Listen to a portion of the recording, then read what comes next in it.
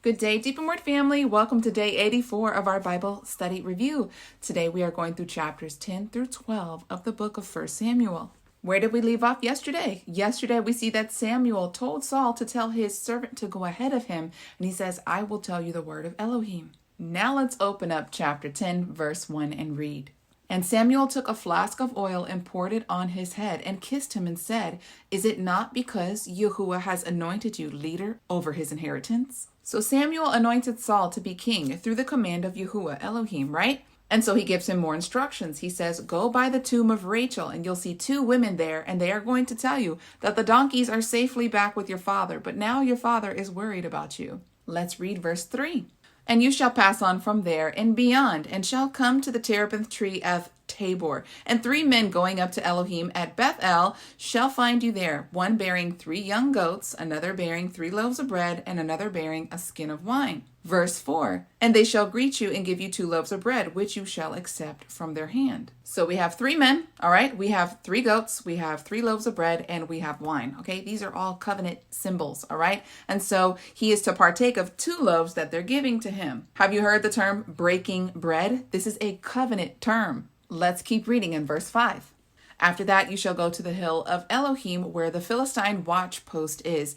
And it shall be, when you have come there to the city, that you shall meet a group of prophets coming down from the high place with stringed instruments and a tambourine and a flute and a lyre before them, and they will prophesy. Verse 6. And the Ruach of Yahuah shall come upon you, and you shall prophesy with them and be turned into another man. Do y'all see what has happened here? You see like a covenant meal taking place. He eats of the bread. Then he says you're to go in the midst of these prophets. And he says the Spirit will come upon you and you will start to prophesy and you will be turned into a new man. Then Samuel tells Saul, he says, after these things happen, then you shall go down to Gilgal and wait for me there. I am going to slaughter before you there. And it says, as Saul was turning his back and departing from Samuel, immediately he had a changed heart. And so, yes, he went in the midst of the people and he started prophesying. Saul had this boldness that he never had before. Is this preaching to you?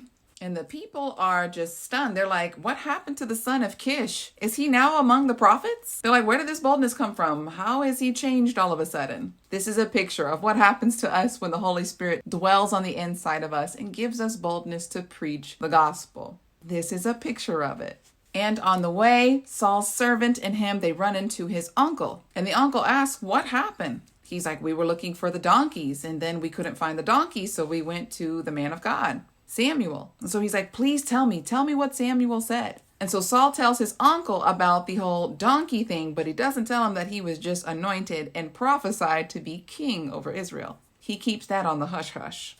And so Samuel calls all of the children of Israel together at Mizpah, and he says to them, Yahuah Elohim, the one who brought you out of Egypt, is the one that you are rejecting this day, because you're asking for a king. So Samuel calls out from the tribe of Benjamin, lot by lot, family by family, until he gets to the name of Saul. He calls on the name of Saul, and Saul is nowhere to be found. He's actually hiding behind baggage. And so once Saul appears, he is presented. Let's read verses 24 through 27 and close out the chapter.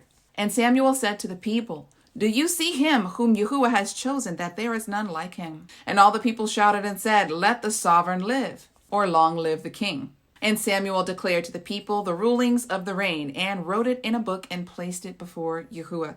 And Samuel sent all the people away, each one to their house. And Saul went to his house too in Gibeah. And with him went brave men whose hearts Elohim had touched. Verse 27.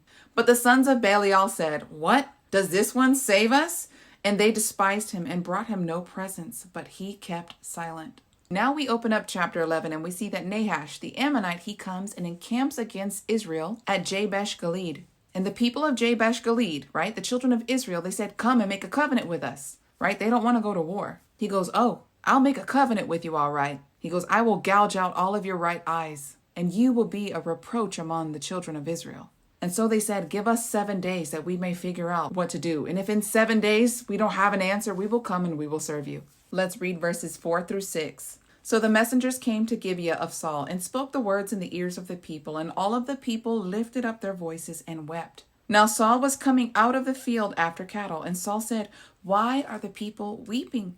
And they reported to him the words of the men of Jabesh. And the spirit of Elohim came strongly upon Saul when he heard these words, and he became very angry. Now Saul wants to get everyone's attention, so he takes a yoke of cattle, cuts them into pieces, and tells his messengers to send it out in all of the land of Israel. And he says, if you do not come up to see me and to see Samuel, then the same thing will happen to your oxen. Do you remember the story in Judges? That this is how the Levite man got the attention of all of Israel? Yes, Saul is doing the same thing here. And so all of the people were terrified. They came down as one man, and we see that Saul is summoning them to go against the Ammonites. Saul assured the people of Jabesh Gilead that they will have help by the morning time. And so all of the children of Israel go to war against the Ammonites and utterly destroy them. Verse 12. The people said to Samuel, who said, shall Saul reign over us? Bring the men that we may put them to death. Right? So now the people are encouraged with Saul, and they see that he has the courage of a king to go before them. Do you remember the two men in the last chapter who were like, oh, is this the one that's going to save us? They wanted to put those two to death. Verse 13. Saul said, there will not be a man put to death today, for today Yahuah has worked deliverance in Israel. Verse 14. Then Samuel said to the people, come and let us go to Gilgal and renew the kingdom there. All the people went to Gilgal, and there they made Saul king before Yahuah in Gilgal. And there they made sacrifices of peace offerings before Yahuah, and there Saul and all of Israel's fighting men rejoiced greatly. We open up chapter 12, and we see this is somewhat of a farewell address from Samuel. Do you remember when Moses was transferring power over to Joshua, how he had a farewell address? And the same thing with Joshua. There's about to be a transfer of leadership and a transfer of power. So Samuel is ready to close out this account. And he says to the children of Israel, he goes, have I taken anything from you? The children of Israel respond, no. He says, Yahuah be a witness against you, because you have said that I have been an honest leader all of my days. Then he says to the children of Israel, he says, the Elohim who took you out of Egypt, the one who has rescued you back and forth when you fell into apostasy, this is the one whom you were against. You asked for a king. And so there are thunderings and lightnings, and the children of Israel, they weep because they say, we have sinned. Let's read verses 20 through 25 and close out today's reading chapters. Samuel said to the people, do not fear.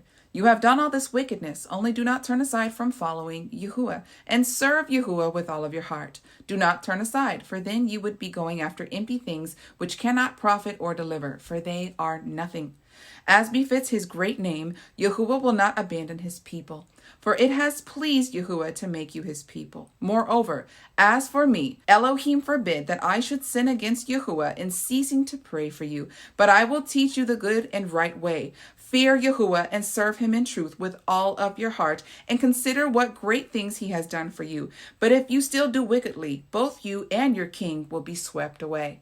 He's essentially showing and telling the people of Israel that Yahuah, he is faithful, and it pleases him to come into covenant and fulfill his promises no matter what they do and no matter what they say. And he wants to let them know that truly he is the one who is in control. Yes, they have a representative as a king, but if he slips away, and if they slip away, their kingdom will shatter. And honestly, we will see this happen in the future. Deep in Word family, that is all that I have for you today. Until tomorrow, Yah bless.